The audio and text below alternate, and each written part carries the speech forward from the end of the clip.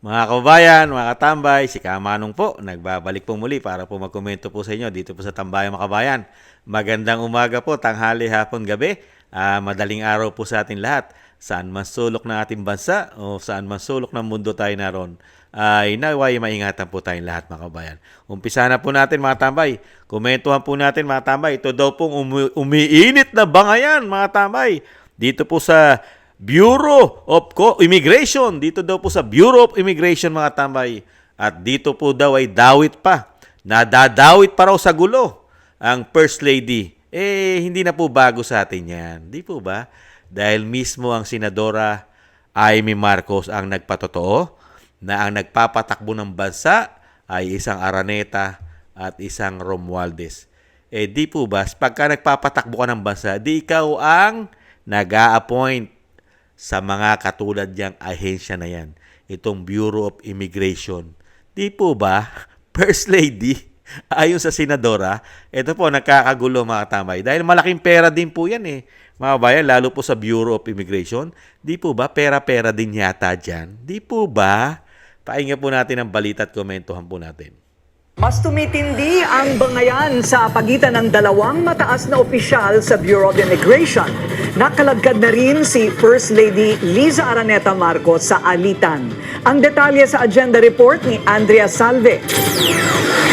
Habang patuloy na umiinit at lumalalim ang bangayan sa pagitan ni Immigration Chief Joel Anthony Viado at BI Board of Special Inquiry Executive Chairman Gilberto Ripizo, dumarami naman ang nadadamay sa kontrobersiya. Sa katunayan, nakarating na sa tanggapan ni First Lady Liza Araneta Marcos ang batuhan ng mga aligasyon ng dalawang opisyal. Sa kanyang sulat kay Viado, inakusahan ni Ripizo si Commissioner na sinisiraan siya kay First Lady. Gusto raw ni Viado na sibakin siya bilang hepe ng Board of Special Inquiry at ilipat siya ng ibang departamento. Tinawag pa ni Ripizo si Viado at ang kanyang liderato na holier than thou. Nauna nang inakusahan ni Ripizo si Viado na tinutulugan ang high-profile deportation cases ng ilang controversial Chinese nationals. Kasama riyan si Tony Yang, ang nakatatandang kapatid ng economic advisor ni FPRRD na si Michael Yang at ang magkapatid na Sheila at Alice Guo na pawang nasangkot sa illegal pogo operations. Ani Ripizo, Marso pa na ilabas ang resolusyon sa suspended deportation ni Yang pero wala pa ring aksyon si Viado hanggang sa ngayon. Ilang buwan na rin daw nakatenga ang kaso ng mga Guo. Taliwas daw ito sa mga kaso ng umano'y pogo bosses na sina Wang Qixin, Chan Jiansong at Lu Shangfan na isang araw lang naaprubahan na ang kanilang bail petition. Dahil daw ito sa isang fraternity brother ni Viado at isang personalidad na kinilalang si Anna C. Umabot daw sa 30 million pesos ang sangkot na pera. Sa ikalawang bahagi ng liham, tinanggi rin ni Ripizo na siya ang nasa likod ng white paper issue sa BI. Git niya, hindi niya kailangang magpaka-anonymous dahil pinararating niya ng direkta kay Viado ang kanyang mga saloobin. Noong nakaraang linggo, inihain ni Senator Win Gatchalian ang Senate Resolution number 1381. Layo nitong imbestigahan ng Bureau of Immigration dahil sa sumingaw na issue ng corruption at misconduct. Suportado raw ni Viado ang investigasyon. Para sa agenda,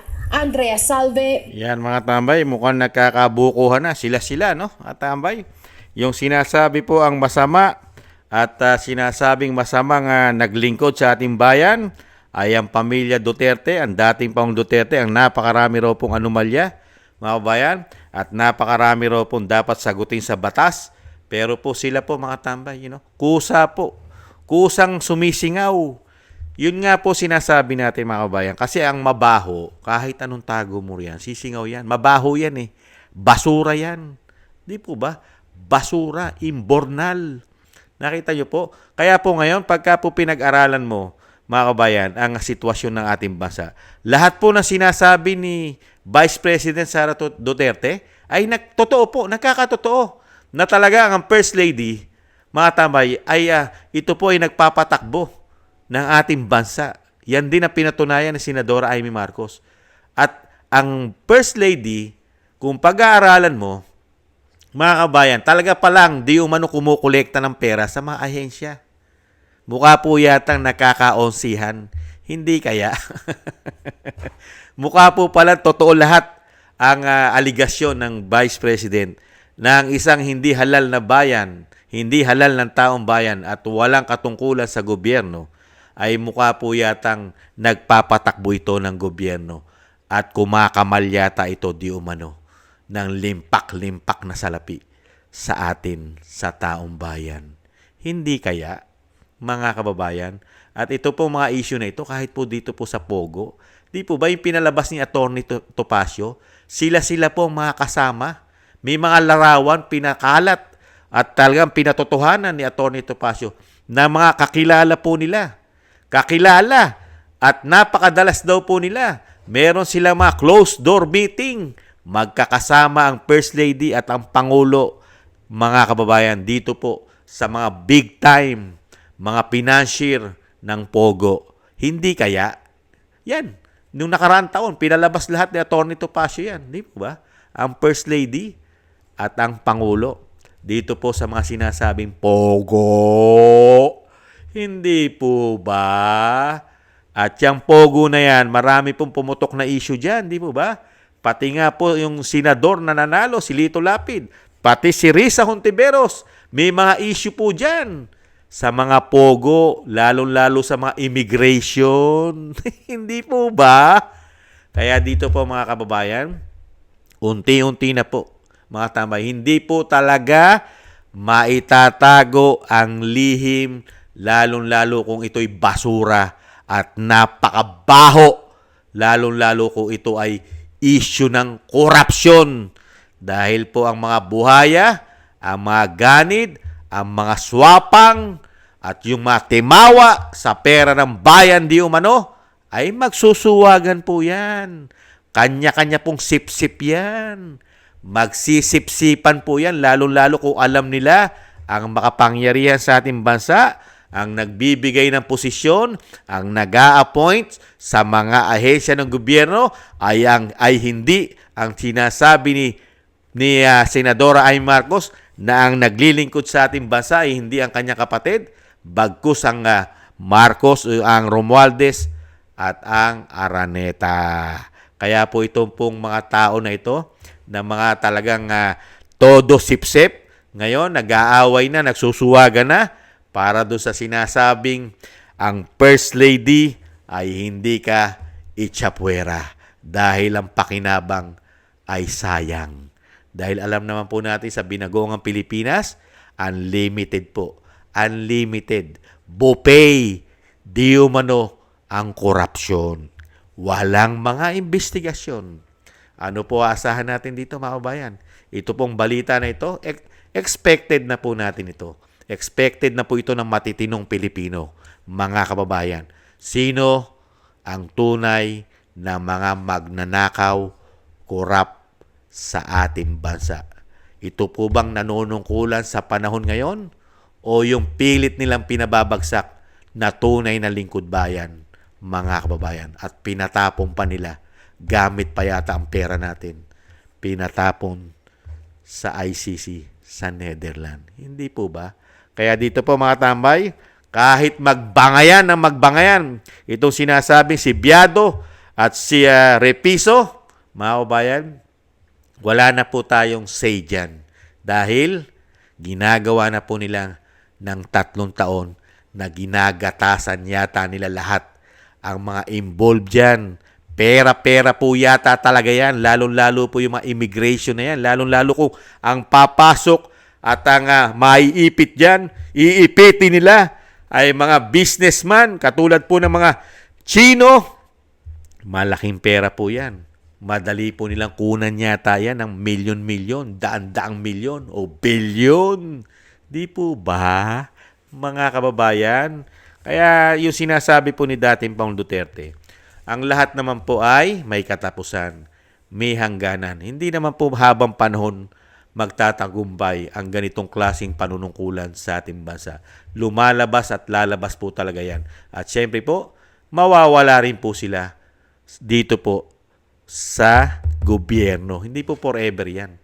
At darating naman po ang panahon, sisingaw din po at lalabas at makakakuha rin po tayo ng hustisya sa mga pinagagawa po nila. May hustisya naman po darating dyan sa tamang panahon. Hindi po ba? Kaya nga lang po, ang napakaganda lang po, sila na mismo po. Sila na mismo ang nagkakagatan. Sila na mismo ang nagsasabi sa atin kung anong klase po sila lingkod bayan. At kung anong klase po meron na tayo ngayon sa ating bansa, na anong klaseng First Lady di umano na meron tayo ngayon. Ibang klase po. Kaya po pagka ito pinag-aralan mo ng pinag-aralan, talaga palang totoo ang sinasabi ni Amy Marcos, ni dating Pangulong Duterte, at ni Vice President na meron tayong Pangulo na hindi marunong maging presidente. Pagdating naman po kay dating Pangulong Duterte, meron tayong Pangulo na weak. Meron tayong Pangulo na sumisinghot ng pulburon at sumisinghot ng coke. Pagdating naman po kay Senadora Amy Marcos, ang nagpapatakbo na sa Malacanang ay hindi na ang kanyang kapatid. Isa na raw pong Araneta at Romualdez. Ano aasahan natin sa ating bansa, mga kababayan? Kaya tayo po, lagi na lang po tayo magtitiis. Ang mabigat, tayo po ang kawawa. Binabaon po tayo sa utang, ang pera po natin ay napupunta lang po yata sa kanilang naglalakihang mga bulsa at naglalakihang mga vault at naglalakihang mga bank account sa buong mundo. Yata meron sila, mga kabayan. Thank you po mga kabayan. Sana gusto po ng Tambayang Makabayan sa YouTube at TikTok. At ganoon din po sa mga nagko-comment, like, share, and subscribe. At sa ating mga subscribers, thank you po sa inyo mga kabayan. Maraming salamat po. Mabuhay po kayo. Ingat po. At syempre po sa ating po mga biyaya na natatanggap, shoutout po. Thank you po.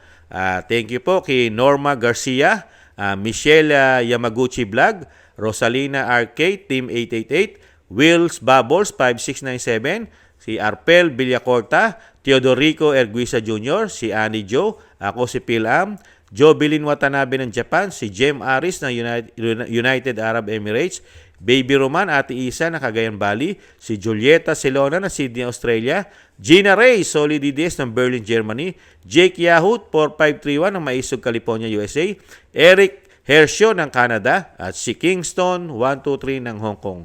Maraming salamat po sa mga biyaya po na inyong pinagkakalob. Thank you po. At syempre po mga kabayan, lagi ko pong inilalapit po sa inyo na sana po lagi po natin isama sa ating mga dasal at panalangin na maingatan po ang pamilya Duterte, ang Vice President, lalo-lalo na po ang dating Pangulong Duterte.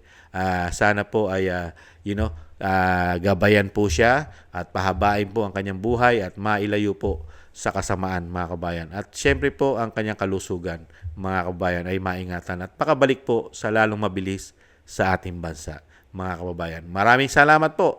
At syempre po, paalam po munang muli. Sa ulitin po, mga kabayan. Thank you po. Ingat po tayo. Bye-bye.